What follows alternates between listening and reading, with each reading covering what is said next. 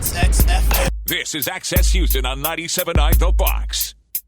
Good Sunday morning. You're listening to Access Houston. I'm your host, KG Smooth. Welcoming some first-timers on the program. We are going to be talking about school choices in the school lottery. Introduce yourself, because I don't see your title on here. Yes, good morning. I am Ayla Dehghanpoor. I am the Marketing and Communications Manager with Families Empowered. Marketing and Communications Director. Ayla, thank you for being on here. Welcome. Yes. We also have Veronica Parrish and her son, Monroe Parrish, on the program. McGee. I'm sorry? Monroe McGee. Monroe McGee. Yes. Excuse me. Monroe McGee. Monroe, welcome. Hello, my name is Monroe. Nice to meet you, Monroe. So tell us about Families Empowered. What is it that you all do in the mission here? So Families Empowered has been here in Houston for about 10 years, and we work for parents is the short way to talk about it. What we do is we bring parents all of the information that they need about all of their school choices in Houston. That's your public schools, your Houston ISD, all your ISDs, your public charter schools, your private schools, and we even help give resources for things like homeschools and other type of schooling options for families. We're completely unbiased. We just bring parents all of the information because we think that how can a parent make a choice if they don't even know what their choices are? Oh, very nice, because Houston is such a huge place, and depending on where you live, would, of course, determine where your child would go to school. So explain the whole school lottery system ordeal. Like, what is this about? It can be very confusing. So a lottery is just a word that we use to describe when more parents apply for a public charter school or magnet school, and then there are seats available. So the state mandates that those schools then have to hold a blind lottery, which basically means they're choosing names at random. And if you apply in time by the deadline, you're in that lottery and your child has a chance of being chosen for that school. And if you apply after the deadline, then your chances are a lot lower, but it's still possible. And if you don't make it in the lottery, then you got to find another option. You got to choose another school. That doesn't even sound legal, to be honest. It's really confusing, and it's just because they do it at random, which means that all these kids apply for this school, any school that has to hold a lottery, and they have to make it fair. And so in order to make it fair, they pull all the names that applied, and they just pick them at random. It took me 3 years to get Monroe into Harmony. 3 years. 3 years. And you wanted him to go to Harmony because... The special education program. Okay. Yeah, I had him in several schools, and but we'll get to that. So you participated in this lottery system. Yes. Every year, hoping to get picked, and then on the third year, it finally happened for Monroe to go to the school that I was told that I had to apply every year. With Family Empower's help, they had told me about Harmony. The lady just said, I want to go out and tell you that they're probably one of the best schools in Houston, right along with KIPP and Yes.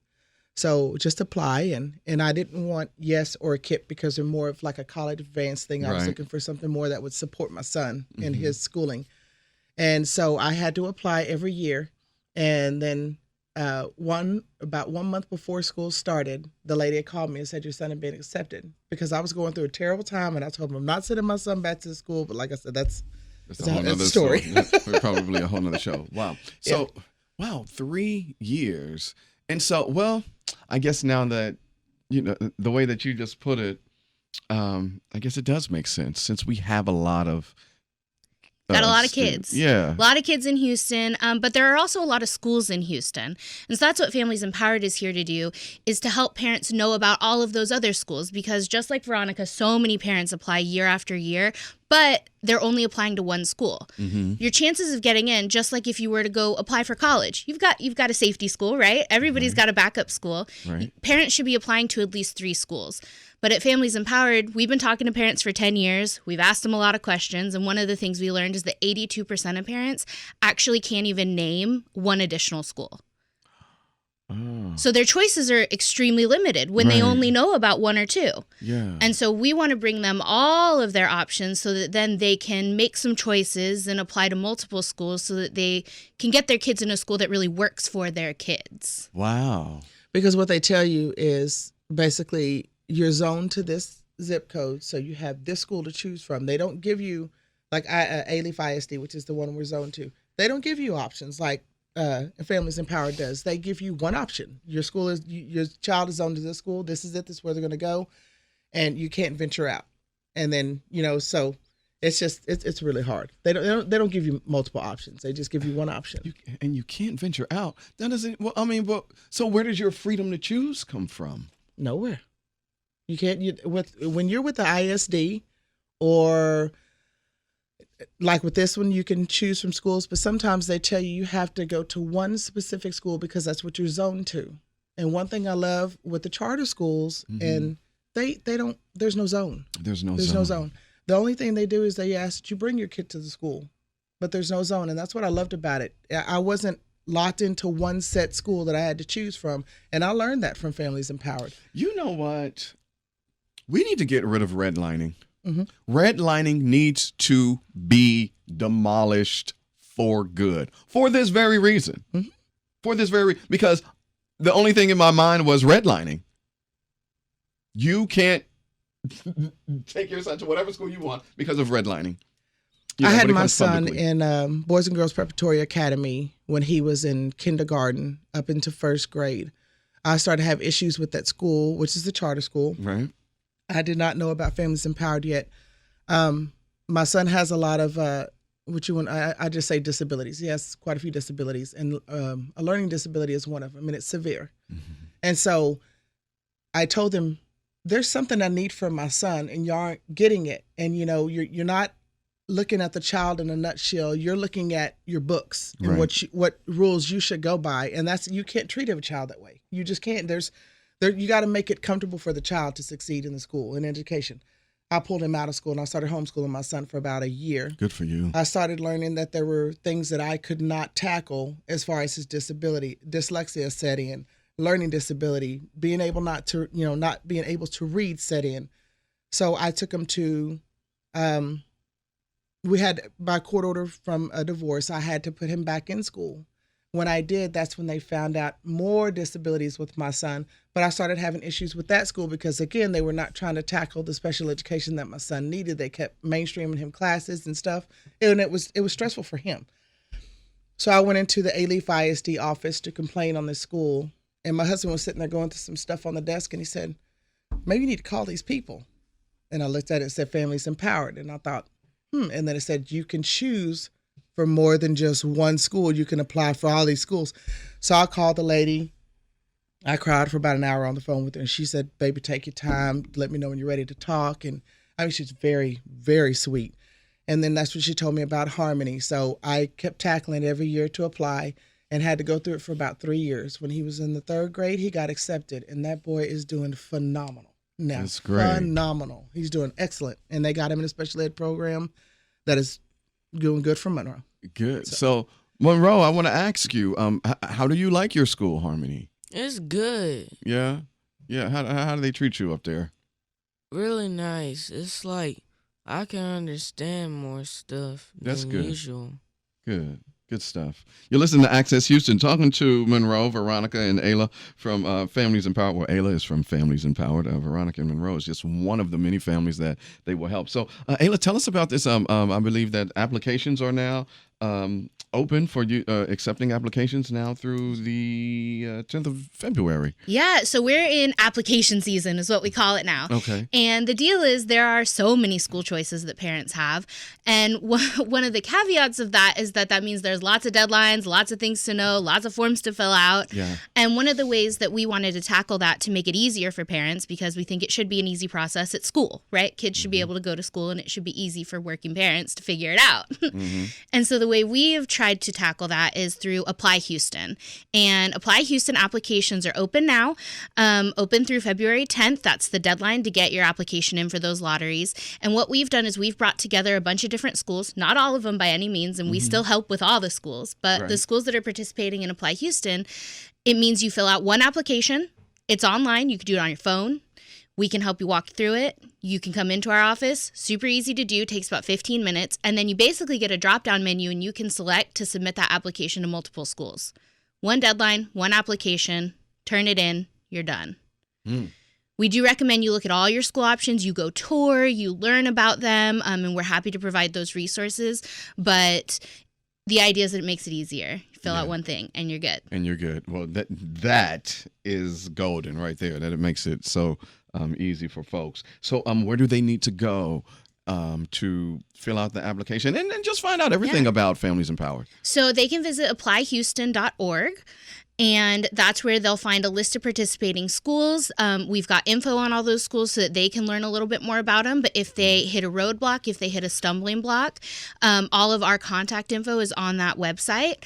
And they can call us. We've got people who, like Veronica experienced, sit there on the phones and talk to parents all day, every day. They can stop by our office. We're in Harwin, 7447 Harwin Drive, Suite 246. We're there from 9 to 5, Monday through Friday. Come on in. We'll sit down with you. Yeah. And then we've even got events coming up. We've got a big one on January 25th. It is our School Connection Fair. It's going to be HCC West Loop. And we'll actually have all the schools, not just Apply Houston schools, but as many schools as we can get in Houston in one room so that parents can talk to them, learn about their programs. Oh, that's amazing. Find the right thing for their kid.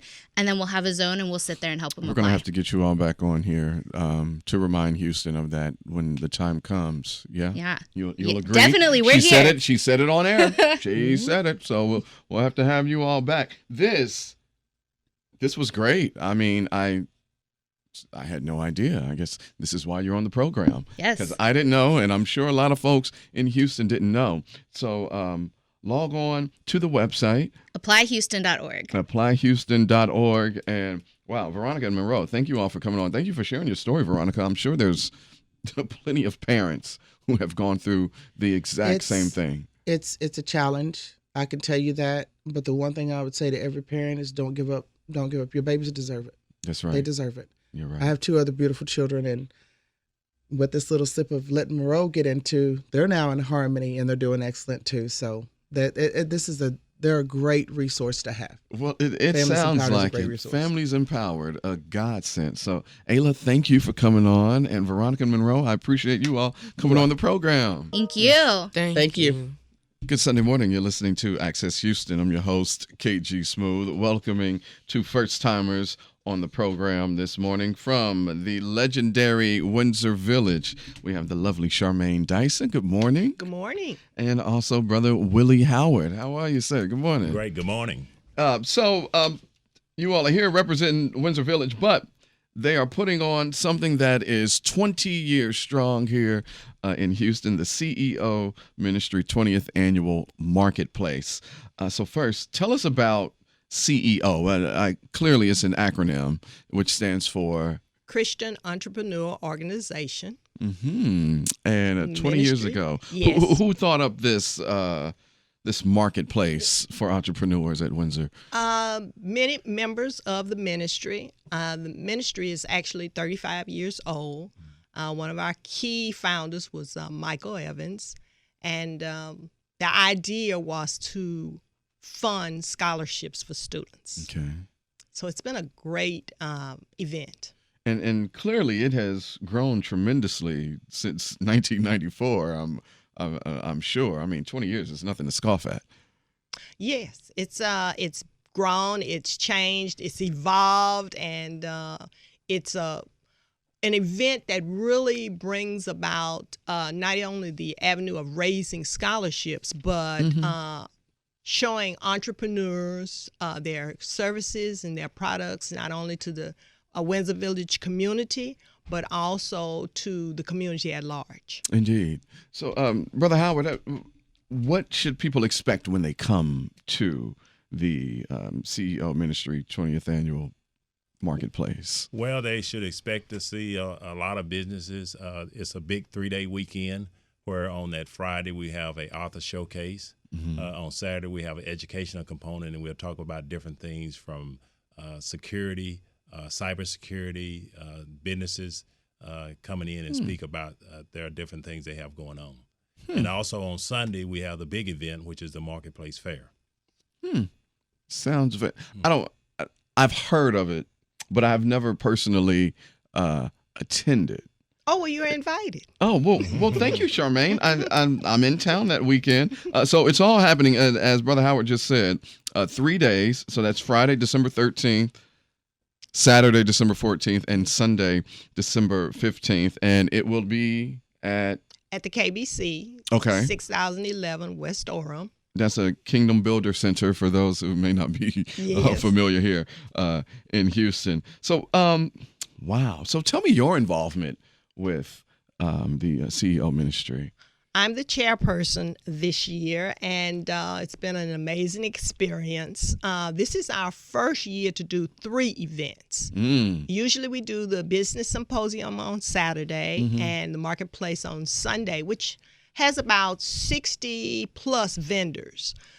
This year we're adding the author showcase where we are featuring Pastor Suzette Caldwell as a keynote speaker. She's written several books, and also Pam Perry, who's a publisher, and she's going to help aspiring authors as well as those who have already started their business and want to take it to another level. She's Bishop T.D. Jakes' PR person. Am I correct? Or well, no, maybe not. Maybe.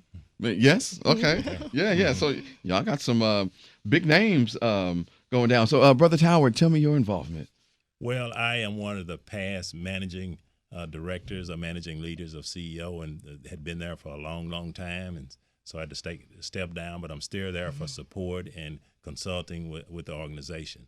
And the main purpose of the CEO is to empower and equip individuals with planning skills and business principles to help them be successful in business. Indeed. And we do that through a series of seminars or monthly seminars that talk about anything from how to start a business, marketing, accounting, and also have etiquette at the dinner table.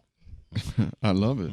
You're listening to Access Houston, talking to Charmane Dyson and Willy Howard from the CEO Ministry 20th Annual Marketplace, which will be taking place at the Kingdom Builder Center. A weekend of nothing but business and God as we continue to celebrate the huge entrepreneurial boom with people of color, especially here in Houston, and it's happening Friday, December 13th through Sunday, December 15th. I don't know if I'm sure you all know that Black women are the number one and most rising when it comes to creating businesses in this country, not only in Houston, but in the entire country. So this is very timely for an event like this. Why do you all think it was important for KBC and Windsor to promote entrepreneurs and business and with the business models that are out there? Because you normally don't hear of a church that has a lot to do in terms of the business aspect of making money. Well, entrepreneurship is biblical. So the idea Break it down. is that Give us the word. You want to make money so that you can give money, so that you can serve others. And so this is much of the principles that we have been founded on. And that's what we continue to do. We want to continue to promote that. We want to promote kidpreneurs, because that's someone that we're going to have on that Saturday, a young man who's going to be talking about his book. And we have some teenpreneurs that we are going to also be spotlighting. So we want the children to learn early on that this is something that is part of the kingdom and something that promotes themselves and others, that they can serve others. I'm glad that you said that, because a lot of times when it comes to, let's just say, handling money, in the black home, back in the day, you were told, a child is supposed to be seen and not heard. When the parents are at the kitchen table, paying the bills, balancing the checkbook or whatever, there's no invitation like, hey, son, hey, daughter, let me show you how this works. I don't think that we definitely didn't learn about that in school. I mean, they taught us how to write a check, but they didn't teach anything about credit and the importance of that. Well, we can help with that also because the CEO ministry puts on Smart Money Week in March, and we have several seminars for young people, babies even. We even bring out the piggy bank, and we talk to them about saving. So generational. Yes. We want to talk about generational wealth so we can continue to give back to our community. I absolutely love that. I always ask money people, like, where did the responsibility lie when it came to financial literacy and financial education? Is it something that should have been, taught at home, or should the schools be responsible for that? And I never thought about the church, because the church is one of the main places. I remember, the trustee board. And the trustee board handled, the money, be it the benevolent offering or whatever. And the deacons and some members of the trustee board would be back in there. And I remember walking in there and just seeing all the money and them, counting the money. And I asked Diva Daughtry from the Texas Women's Empowerment Association. I was like, whose responsibility was that? And she says, well, first, people have to know how to respect the money. And I said, oh, that's awesome. Respect the money. And then she gave the story of how her grandmother was, member of the trustee board, and how she would go back in there and help count the money. And so I was like, wow, you got to respect the money first. And then, that will determine, how you feel about money, how you treat the money, how you feel and treat your credit, because that is so important. And so you all doing this money, what's it called again? I'm sorry. The Money Smart. It's going to be Smart Money Week. Smart Money Week. Money Week. It's and so it's important. Actually national. Smart Money Week is actually national, but the CEO ministry does have an event, and we believe that financial literacy is a life skill. Yeah.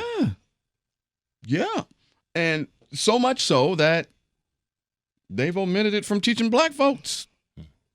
And we're still in the same spot because of that very thing. But it is organizations like the CEO ministry that comes with the financial literacy and education, and especially with promoting our entrepreneurs. So for one listening, if they wanted to participate, what must they do? They can go to our kingdombuilders.com website, www.kingdombuilders.com, and go to the website to participate in the event. And there's registration information that's on the website. And is there a deadline or anything? Do they have a certain time to? The early bird deadline is December the 1st, and then the final. Oh, well, that would be today then. So today is a deadline. If you're listening now, you better hurry. Yeah. And then the final deadline is December the 9th. Okay, December 9th. All right. So you got one deadline today, and then you got another deadline December 9th, and they go to www.kingdombuilders.com. All right. Go to the Kingdom Builders website. What is it that you all look forward to this time when the CEO Marketplace comes around? Well, we're looking forward for this big weekend. This is the 20th anniversary, so this is huge for us. And so on Friday, like Charmane said, is the first time we doing the 3 days. And so we expect to get a lot of people out, have a lot of fun. People learn about different businesses and services that they can call upon. Indeed. And you, Charmane? We're really excited about just our lineup. We're going to have Elvira and Ronnie Dukes. They're coming to talk about comics. Comics is a marketing tool, and we're hoping that speaks to the younger generation, because in older generations, comic books were just comic books, but now using that as a marketing tool is going to be really something sensational. Yeah. So we're just looking for people to come out and be inspired. If they're even interested in starting a business, to be inspired and to be just encouraged to continue if they are in business. Yeah. Be encouraged. Yeah. No matter what's. Oh, wow, this is amazing. So save the date for the weekend of Friday the 13th. Friday, December 13th, Saturday, December 14th, and Sunday, December 15th at Kingdom Builder Center for the CEO Ministry, 20th annual marketplace. Yeah, I'm going to pull up. I want to check this out. I've heard a lot about it. You guys have really piqued my interest. I love everything about it. So yeah, I'll probably have to come. Maybe that Saturday. What would be the best day for me to come? Every day. Every day? Okay. Friday will be from 5 to 9. Okay. Saturday will be from 10 to 2. We'll have a Okay. networking lunch, free. Okay. All of the events are free. All of the events are free. Sunday from 8 to 3. It will be located in the great room part of the Kingdom Builders Center.